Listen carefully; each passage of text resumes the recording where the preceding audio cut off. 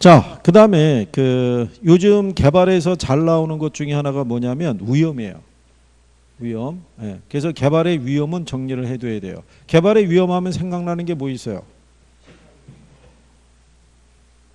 그리고 또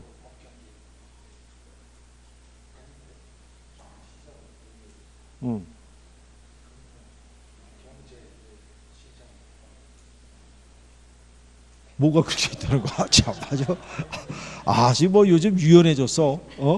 1년을 같이 생활하다 보니까 지금 본인이 알고 있는 거 던져놓고 마무리는 나보라는 얘기지. 참 대단한 거야. 그래. 참.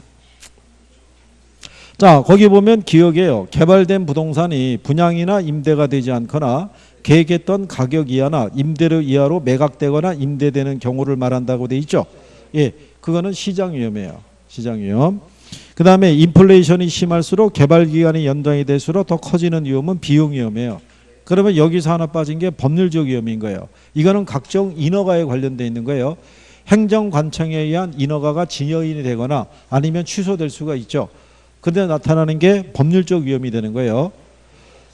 그 다음에 이제 여러분 시험에 근래 나오는 것 중에 하나가 예를 들어서 아파트 건설하는 시행사나 시공사가 부담하는 위험이 있죠. 또는 재건축 조합에서 부담하는 위험이 있죠. 그래서 긍정적인 거 부정적인 영향을 주는 요인을 고르라고 물어보는 문제가 있어요. 근데 그거는 상식적으로 풀 수 있어요. 상식적으로. 근데 우리 지난번에 드렸던 자료에 가보게 되면 개발에 그게 정리가 되어 있어요. 박스로. 긍정형 부정 이렇게 돼 있으니까 그거 한 번 정도만 보셔도 무난할 거예요. 용적률이 할증이 되는 거는 긍정적인 영향이에요. 그죠? 근데 공사 기간이 길어진다거나 아니면 대출 이자율이 상승하거나 그죠? 이러면 부정적인 영향이 되겠죠. 기부 체납이 증가하는 것도 부정적인 영향이 되는 거예요. 그러니까 그런 용어들에 대해서만 정리할 수 있으시면 될 거예요. 그래서 74번에는 답이 1번.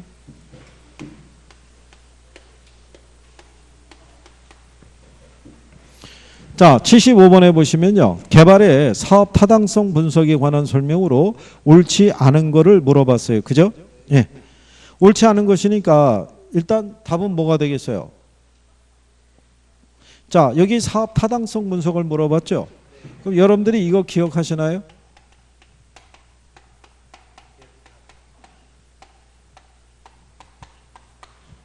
이거 한 거 기억하나요? 예? 아이디어. 예비적 타당성, 그 다음에 부지 모색 및 확보 단계 타당성 분석이죠. 여기 요 타당성 분석을 들어가면요. 물리적인 것도 타당성이 들어가고요. 그 다음에 경제적인 것도 타당성이 들어가고요. 법률적인 관계의 타당성 분석도 해야 하네요. 하는 거죠. 거기 지문에 보면 나와 있죠.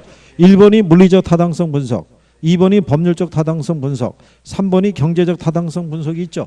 이 중에 뭐가 제일 중시되는 거예요? 경제적 타당성 분석이 제일 중시되는 거예요. 근데 경제적 타당성 분석의 결과는 모든 개발업자에게 동일한 결과를 가져다 주는 건 아니다라고 얘기한 거예요. 그죠? 그러면 남는 게 4번하고 5번이잖아요. 그죠? 네. 뭐겠어요? 응? 짝수를 버리고 얘기해 보세요. 5번이죠. 5번. 민감도 분석은 맞는 표현인 거예요. 사업 타당성 분석의 주요 변수들의 초기 투입값을 변화시켰을 때 수익성의 변화를 예측하는 과정이라고 그랬죠. 그러니까 투자 수익에 영향을 주는 임대료나 영업경비나 여러 가지 부분이 있죠. 그 변수가 변했을 때 투자 수익성에 어떤 영향을 미치는가를 분석하는 것을 민감도 분석이라고 그래요. 투자 결정 분석이 있죠. 얘는 뭐 하는 거예요? 응? 부동산 개발에 영향을 미치는 인근 환경 요소의 현황과 전망을 분석하는 것이 아니라 개발 사업의 전체적인 분석을 통해서 여러 가지 개발 대안 중에서 가장 뭐가 될 수 있는 최유효 이용이 될 수 있는 개발안을 선택하는 거예요. 최종적으로 결정하는 게 투자 결정 분석이 되는 거예요. 그래서 75번에는 틀린 게 몇 번이다?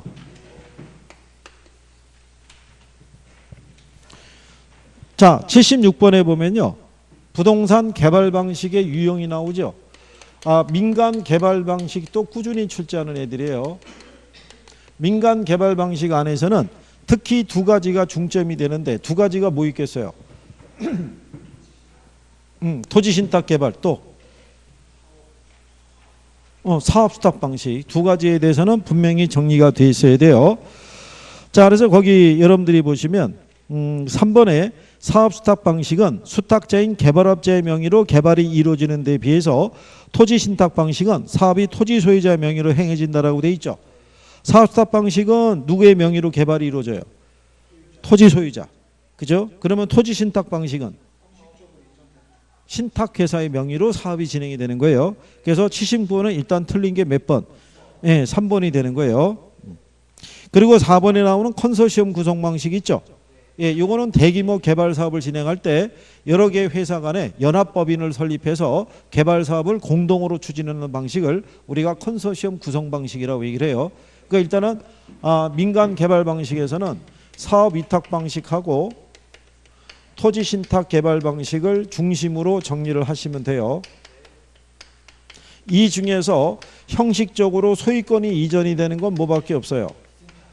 토지 신탁 개발 방식 하나밖에 없다라고 얘기했으니까 그 정도 구별하시면 될 거예요.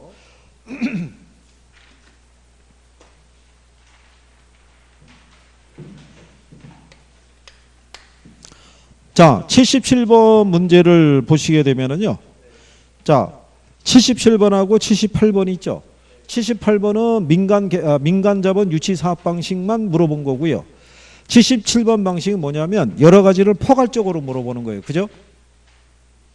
그렇겠죠? 자, 그러면 77번에 개발의 유형에 대한 설명이다. 올바른 거를 물어봤어요. 그죠? 올바른 거. 자, 1번은 수복 재개발이 아니에요. 무슨 재개발? 응? 그 재개발은 들어가요. 재개발은 들어가는데 앞에가 뭐가 들어가냐 이거죠. 수복은 아니란 얘기죠. 수복은 원상회복시키는 거라고 그랬잖아요. 근데 거기 포인트가 뭐냐면 새로운 시설의 첨가를 통해서 이렇게 했죠. 얘는 개량 재개발인 거예요. 무슨 재개발? 개량 재개발.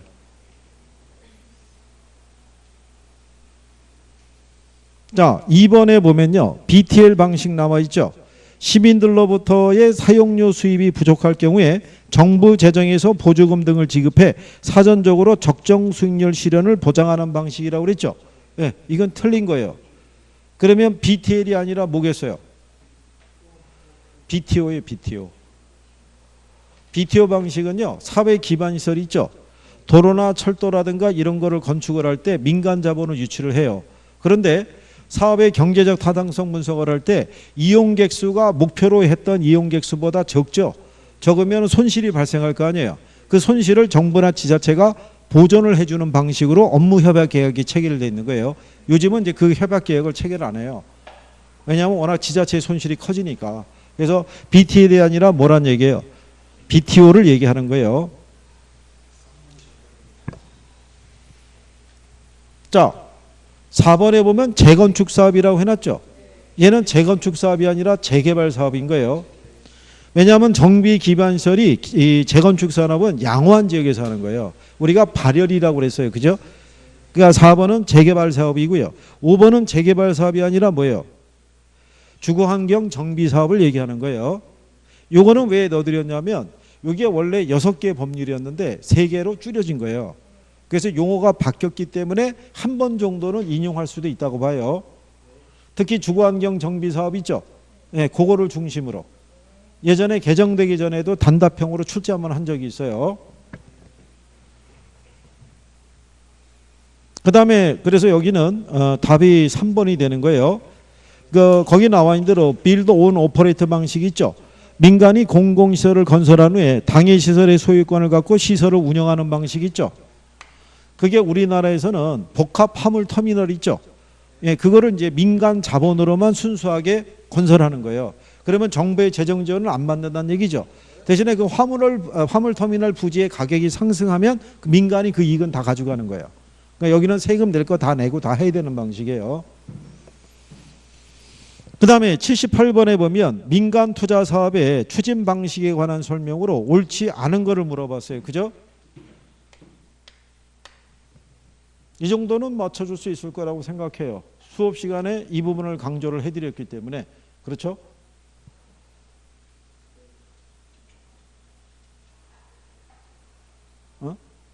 아, 그러면 이번에는 누가 얘기하는 거예요? 김우빈이 얘기하는 거예요? 어? 자, 보니까 김우빈을 얘기하면 여기 이동욱하고 여기 감경이가 여기는 느긋해지는 거야. 나는 아니구나. 이렇게 되는. 근데 한 가지 알아야 될 사실은 여기서 틀리면 넘어가는 거예요, 그냥. 어? 여기서 맞추기를 바라야 되는 거지. 그렇잖아. 나 아니니까 나는 괜찮아. 이렇게 생각하면 안 되는 거라고. 어? 그래서 5초의 시간을 줘서 대답이 안 나오면은 일로 넘어가는 거야, 강민경으로. 그지? 5초 됐을 것 같아, 안 됐을 것 같아? 아직은 안 됐다고? 참, 버팅이래, 진짜. 자, 우리가 이거 얘기했던 거예요. BTO가 있고 뭐가 있어요? 얘는 어디에 주로 쓰는 거예요? BTO 방식은 여기. 어? 도로 안 나오면 어떡할 거야 도대체가. 맨날 여기 하면은 도로 뭐 맨날 도로를 얘기하는데. 그렇죠, 그렇죠.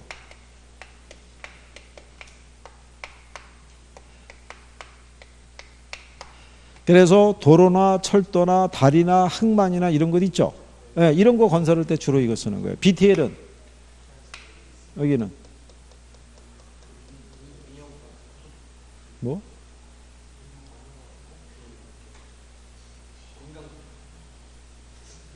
야, 민자 고속도로 여기서 하는 거야. 여기서 민자 고속도로. 어? 참고로 저기 여기서도 외국 나가실 때 저기 인천국제공항 가서 타실 때도 있죠. 비행기. 인천국제공항 가는 그 도로 있죠. 그게 민자도로예요. 그게 무슨 말인지 아시겠나? 천안 논산 간의 고속도로도 민자 고속도로라고요. 그게 그 민자 고속도로에서 그 고속도로 통행료 있죠. 그거 안 내고 막 다니는 사람들 많다고요. 못 받은 돈만 그게 또 한 100몇십억 되는 것 같은데요. 그게 그냥 막 부응하고 가니까. 근데 번호는 찍혀야 안 찍혀요? 찍히잖아요. 그리고 지금 아마 압류 들어가거나 그럴 거예요. 체납된 게 많아가지고.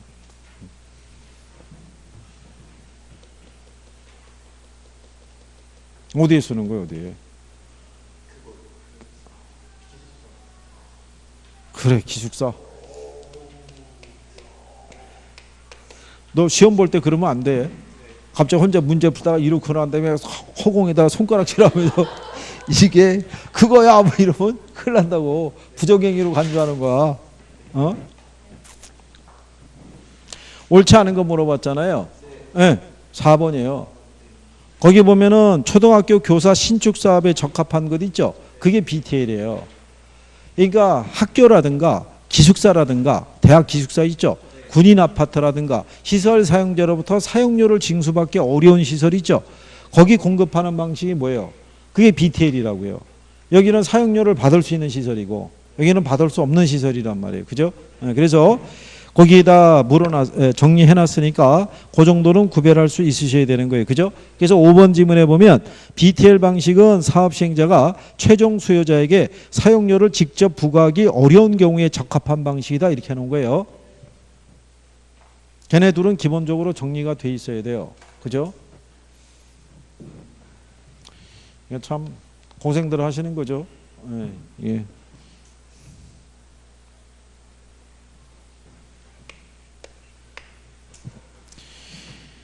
자, 그 다음에 이제 79번에 가면 관리에 대한 부분이 있는데 관리는 어렵게 안 나와요. 예, 관리는 이제 무난하게 여러분들이 그동안에 이제 한번 책만 제대로 봤으면 무난하게 풀 수 있어요. 거기 보면 관리 방식에 대한 내용이 있죠. 예?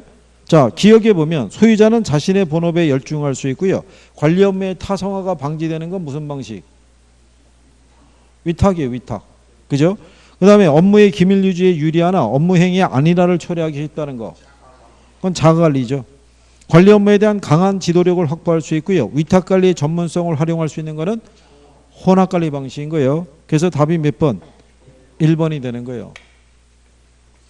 관리에서 가장 기본적으로 물어보는 게 이 관리 방식을 물어봐요. 그러니까 장단점에 대해서는 기본적으로 정리가 돼 있으셔야 돼요. 80번에 보면 관리에 대한 설명이다. 틀린 것을 물어봤죠. 자, 틀린 것이니까는 답은 뭐겠어요?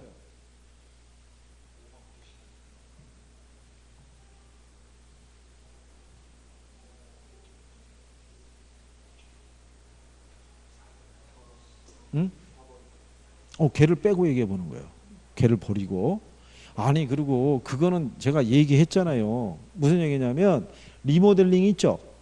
리모델링을 한다는 얘기는 건물의 가치가 변화가 되는 거 아니에요. 그건 자산 관리에 들어간다 그랬잖아요. 리모델링이. 근데 별도로 그걸 또 얘기해 줬잖아요. 그죠? 당연히 여러분 시험에 냈겠어요? 안 냈겠어요? 냈다고요. 짝수에 집착하지 말아주세요. 어? 왜 자꾸 짝수로만 하려고 그러는 거예요? 짝수를 버리고 얘기를 해보세요. 그죠? 어? 그 답이 5번인 거예요. 걔가 비율임대차가 아니고요. 순임대차예요. 무슨 임대차? 순임대차. 순임대차는 무슨 부동산에 쓰는 거예요? 이거 기억나시죠? 예전에 우리나라 70년대에 그죠? 산업 여군으로 근무했던 공장에서 근무하는 여성 근로자를 비하할 때 이 표현을 썼어요. 그죠? 공업용 부동산이 무슨 임대차? 순임대차라고 이렇게 해줬다고요. 그죠? 그리고 이거 기억하시죠? 이런 대학이 있어요, 없어요? 대학이 있잖아요. 이 중에 제일 중요한 게 뭐? 그게 얘라고 그랬잖아요. 유지활동 중에서는 예방적 유지활동이 제일 중요하다고 그랬잖아요. 이게 사전적 개념이니까. 그래서 1번 지문에 예방적 유지활동이 있잖아요. 그죠? 기억나나요? 비율임대차는 어디다 써요? 매장용 부동산. 매장용 부동산에 쓴다고요. 그죠? 그러니까 초기 임대료는 낮게 해주는 대신에 나중에 매출이 증가하면 증가된 매출액의 일정한 부분을 임대료로 추가로 받아가는 방식이 있죠. 그게 비율임대차 방식이라고 얘기한 거예요. 그죠? 들으면 이게 설명을 들으면 기억은 나죠. 근데 중요한 게 시험장에서 그게 기억이 나야 되는 거예요. 그때 만약에 기억이 안 나면 그것만큼 갑갑한 게 없어요. 보긴 봤고 듣긴 들은 것 같은데 얘 아니면 얘인데 이런 부분을 착각하면 곤란한 거예요. 그러니까 선생님이 4번에다가 리모델링의 결정을 넣어주죠. 이게 시설 관리하고 착각하기 쉬운 지문이거든요. 가만히 생각하면 리모델링 하니까 건물 다시 뭐 짓고 부수고 이런 거 하는 것 같거든요. 그러면 안 되는 거예요. 리모델링을 한다는 얘기는 건물의 가치가 변화가 되는 거예요. 이 건물도 있죠. 네, 이 건물도 중간에 엘리베이터 교체하고요. 여기 건물의 외벽면 도색 새로 하고 그렇게 하잖아요. 갑자기 건물이 어떻게 돼요? 달라 보인다고요. 자, 그래서 이 80번에는 답이 몇 번이라는 거예요? 5번. 자, 81번에 가면 마케팅 나와 있죠. 예. 마케팅은 전략에서 대부분 나온다고 그랬어요. 그죠? 예. 전략이 뭐뭐 있었어요? 시장 점유, 그 다음에 고객 점유, 그 다음에 관계 마케팅이 있죠. 이 중에 수요자 위주의 전략은 수요자 위주, 고객. 관계는 수요자하고 공급자 간의 지속적인 상호관계를 중시하는 거고 얘는 누구? 공급자 위주인 거예요.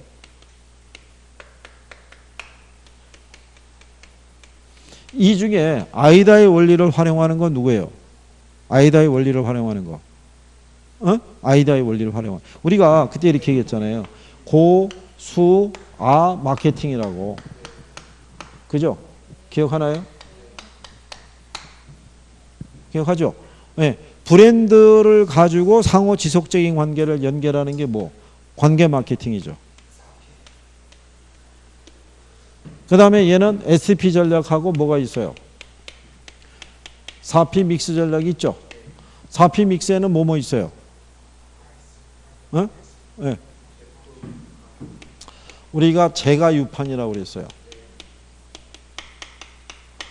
판매 촉진 전략 안에 뭐 들어가 있어요? 광고, 홍보, 인적 판매, 경품 제공. 얘도 4개고 얘도 4개예요.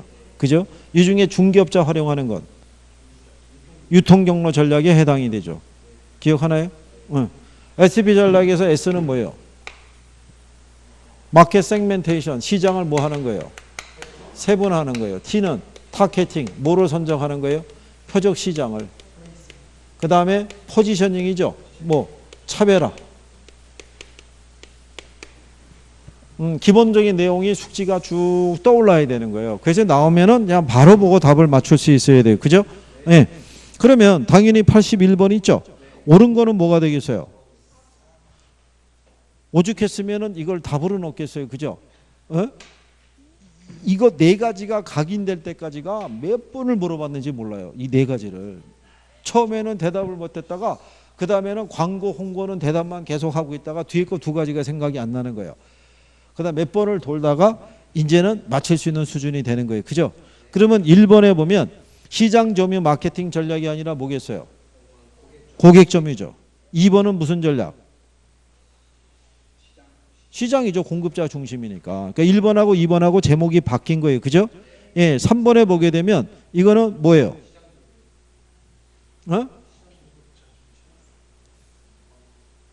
3번을 틀리게 만들 거 그랬나 보죠?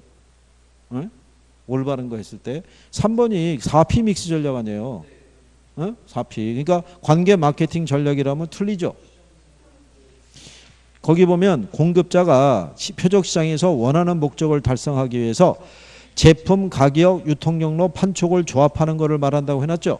관계 마케팅 전략이 아니라 4P 믹스 전략이라고요.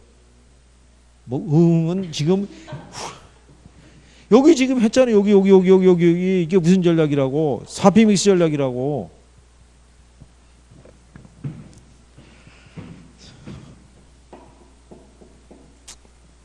그 다음에 5번에 보면 기존과 차별화된 아파트 평면 설계, 지상 주차장의 지화 등은 마케팅 믹스 중에서 무슨 전략에? 5번은 5번은 뭐? 제품 전략일 거 아니에요. 무슨 전략? 제품 전략. 요즘은요, 그 지상 주차장이 다 어디로 들어가 있어요? 지하로 들어가 있는 케이스가 많아요. 또는 필로티 구조 있죠. 예, 필로티 구조로 해서 정문에서 바로 약간 밑으로 해가지고 이 주차장에 바로 들어갈 수 있게끔도 해놨어요. 그죠? 그리고 요즘은 지상을 갖다가 뭐로 꾸며주는 거예요? 숲 있잖아요. 포레스트 아시죠? 예, 그래서 이게 그 숲으로 만들어주는 거예요. 숲으로. 그래서 외부에서 이렇게 보면은 아파트가 아니라 이렇게 숲에 둘러싸여 있는, 그죠? 숲 속에 들어가 있는 어떤 주거 형태가 나온다고요. 안에 보면은 상당히 고급스러운 재질로 썼다고 얘기했죠. 예, 그 유명한 건축가들이 와서 그 안에 있는 뭐 벤치라든가 이런 조각 그런 거 다 해주고, 그죠? 그러니까 분양가가 얼마나 비싸겠어요? 한 30억, 40억 하는 거예요. 그거를 강경 우리 나이가 어떻게 되지? 5? 조금 더 있어야 되네. 요즘 30대 그 젊은 애들이 그걸 산다는 거잖아요. 30억, 40억짜리를. 자기 돈 하나도 없고. 그래서 몇몇이 그거 아마 티를 내게 아마 거래를 해가지고 그래서 국세청에서 아마 세무조사 들어가는 모양이에요. 현금이 없는데 강남 저기 도곡동에 있는 타워팰리스 그 30억짜리를 그게 고가의 부동산은 거래할 때요. 자금 조달 계획서를 내야 돼요. 내야 되는데 자기 돈은 제로. 차입금으로 나머지를 메웠겠는데 30억짜리면 은행에서 대출도 제한이 된다고요. 고가 주택이니까. 그래도 어쨌든 산다는 거죠. 굉장한 능력이죠. 자, 그 다음에 82번에 보시면 마케팅에 관한 설명으로 옳지 않은 거 물어봤죠. 81번은 답이 몇 번인지 아시죠? 몇 번이요? 그 다음에 마케팅에 관한 설명으로 옳지 않은 걸 물어봤을 때 82번에 옳지 않은 거는 뭐겠어요?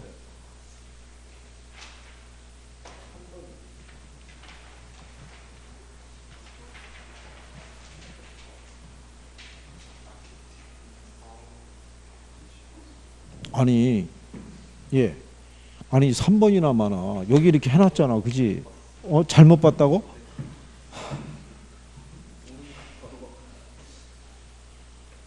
옳은 거를 고르라는 걸로 잘못 생각했다고? 너도 이 형광펜 2개 갖고 들어가. 그래서 꼭 이게 쳐놓고 해. 그지?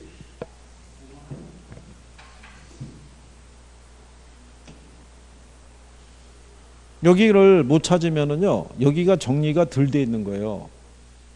그 용어 정리를 한 번은 더 해야 된다는 얘기예요. 그죠?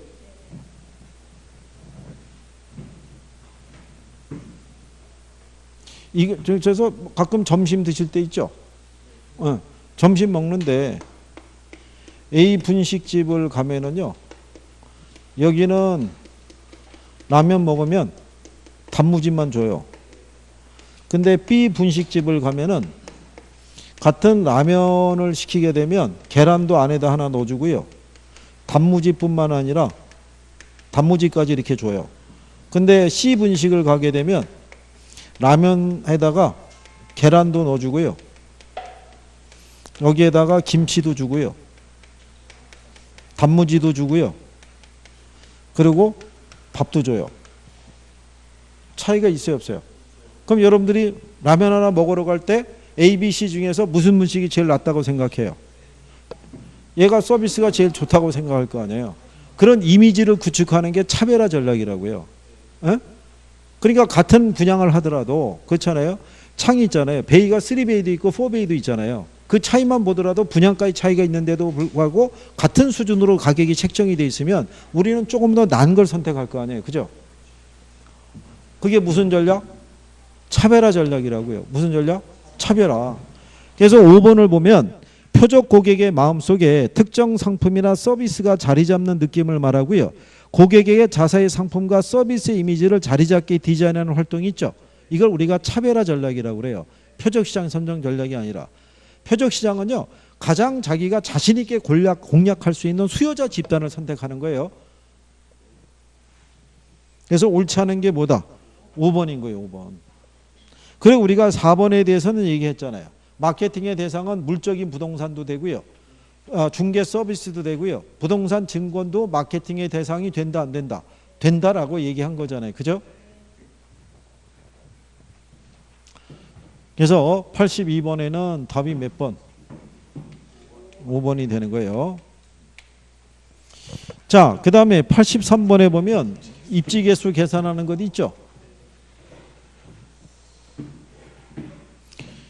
입지개수의 계산은요. 전국의 전산업에 대한 고용자 수분에 그죠? 전국의 A산업에 대한 고용자 수 그죠?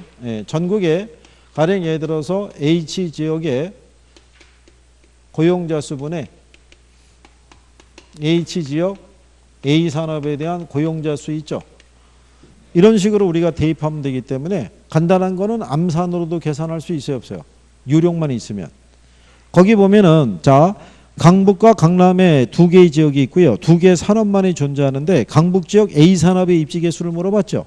근데 먼저 전국의 전산업의 고용자 수가 몇 명이에요? 400명이잖아요. 근데 A산업에 종사하는 사람이요. 250이죠. 그러면 400분의 250이니까 얘 계산하면 0.625 나와요. 그죠? 근데 A지역을 가게 되면 전체 고용인구가 200명이죠. 근데 A산업에 종사하는 사람이 얼마예요? 150이잖아요. 이거 계산하면 얼마 나오겠어요? 0.75 나온다고요. 나누면은 1.2 나와요. 그래서 답이 1번에 1.2가 되는 거예요. 그러니까 요거 여기다 이렇게 대입하는 것 있죠. 예, 그 요령만 깨우치면은 이거는 계산 문제가 간단한 거예요. 그래서 얘네가 매년 나오진 않아요. 몇 년 주기로 이렇게 나와요. 주기로.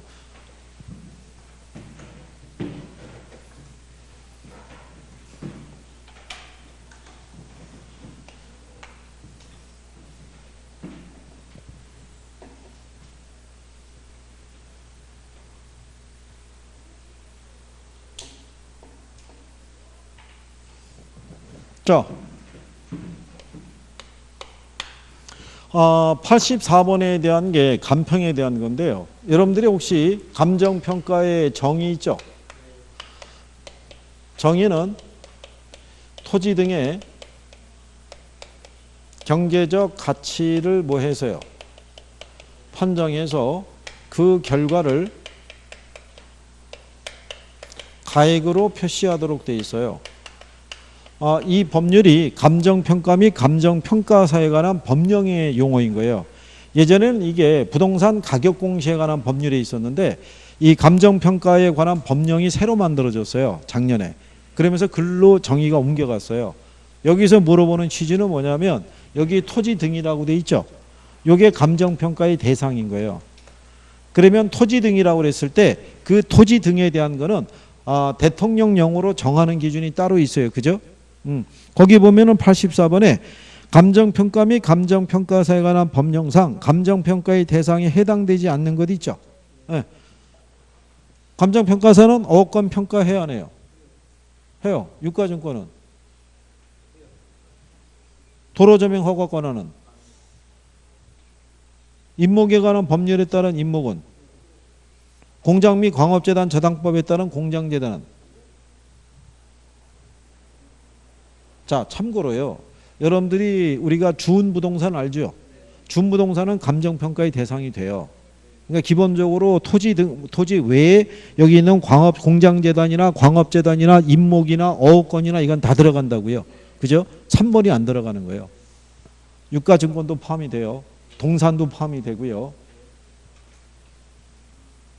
근데 만약에 이런 게 하나 툭 떨어지면 그렇잖아요. 알면이야 간단한 건데 모르면 아니 감정평가의 대상이 뭐야 또 이렇게 생각할 수 있죠. 그러니까 일단 가장 기본적으로 골라줄 수 있는 건 그건 거예요. 그리고 뭐 또 생각할 수 있어요. 감정평가 규칙에 보면 물건별 감정평가 배우셨잖아요. 건물은 뭐로 하고 원가법으로 하고 과수원은 뭐로 하고 얘네들 다 평가의 대상이 되잖아요. 무슨 말인지 아시겠나요? 그런데 여기서 물어본 거는 요 법령상에서 토징에 대한 거는 요거는 대통령령으로 정하는 기준이라고요. 거기에 해당한 애들만 물어본 거예요. 그 다음에 85번에 보면 그러면 이제 84번은 답이 3번이고요.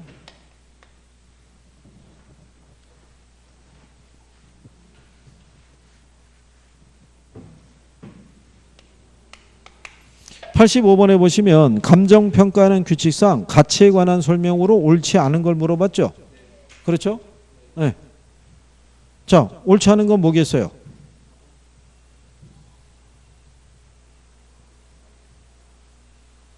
나머지 분들은 동의하시는 거예요?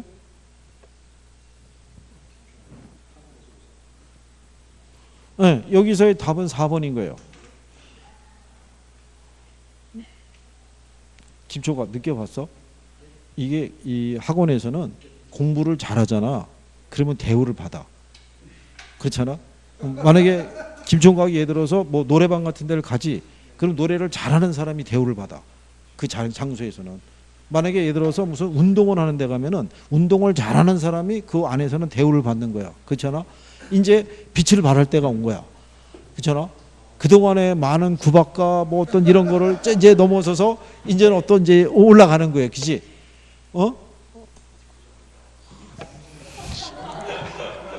아니, 그러니까 말은 참 진짜 잘하는 거야. 그거 보면. 참. 자, 우리가 이 시장 가치라는 것은요. 무슨 시장이 들어가요? 통상적인 시장은 반드시 들어가야 돼요. 그죠? 충분한 기간 방매된 후에 매도자와 매수자에 의해서 지불할 수 있는 이 가장 높은 가격이라서 틀린 거예요. 예, 그래서 시장 가치의 개념 정도는 요거는 이제 무슨 의미냐면 앞전에는 틀리게 줬던 게 뭐냐면 통상적인 시장을 바꿔준 거예요. 한정된 시장 이렇게 줬단 말이에요. 그러면 사람들이 봤을 때 통상적인 시장이라고 이제 들어가 있으면 맞는 거라고 생각할 수 있잖아요. 그러면 안 된단 말이에요. 그러니까는 시장 가치에 대한 부분을 한 번 더 봐야 되는 거예요. 그죠? 예. 그리고 의뢰인이 요청하면 시장 가치 외의 가치를 기준으로도 평가할 수 있어요, 없어요? 예, 그럴 수도 있는 거예요. 그래서 85번에는 답이 4번. 자, 그러면 자, 우리 김총각 여세를 몰아서 86번은 답이 뭐야? 설마 뭐 아직 안 풀었다든가 그렇게 얘기하지 말고, 그렇잖아? 뭔가 한 번 더 보여줘야 되는 거 아니야? 그렇잖아? 80번은 답이 몇 번?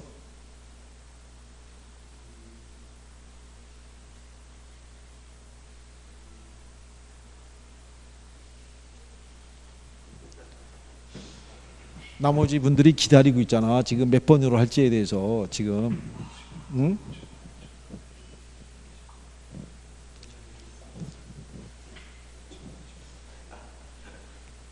이거는 잘 모르겠다고? 자, 짝수를 버리고 얘기해봐. 짝수를 버리고 1번을 빼봐. 그러면 짝수를 버리고 1번을 빼면 남는 게 뭐 남아? 3번이랑 5번 남잖아. 뭐를 선택할 거야? 그래, 5번이 답이에요. 5번이. 아, 그래요. 이야. 5번이 뭐가 잘못됐을 것 같아? 5번이.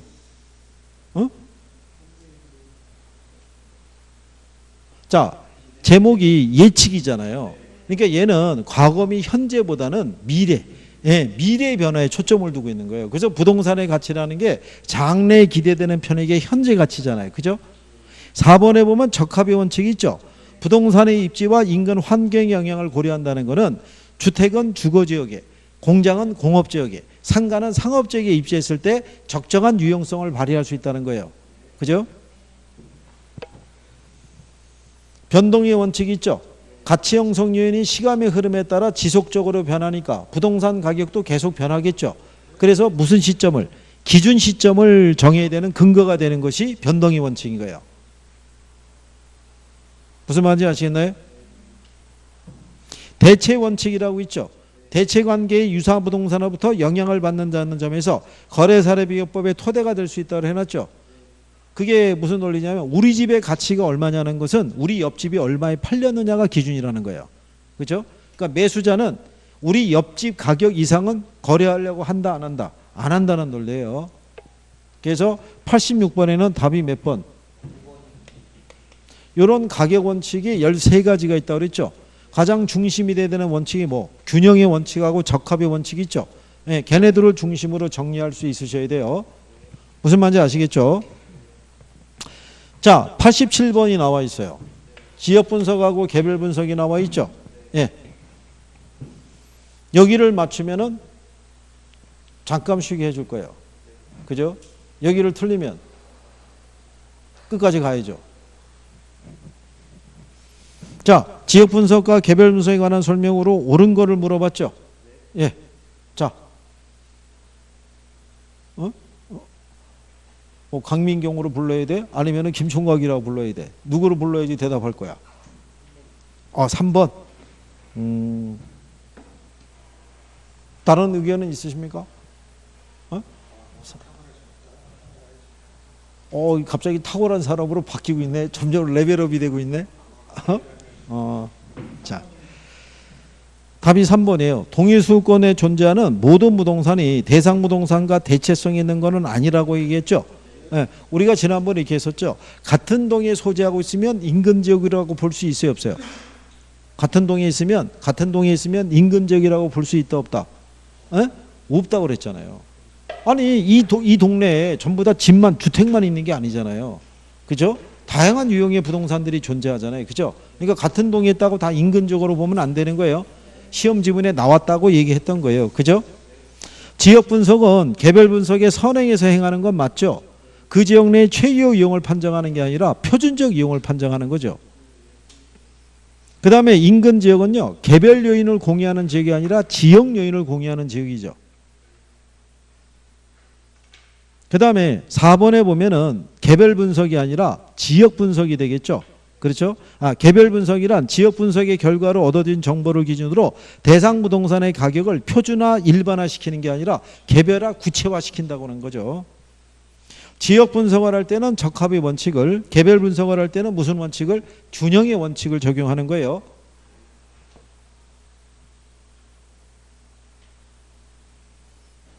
그래서 여기까지 정리하셨어요. 이제 5분 쉬었다가 마무리 하시는 거예요.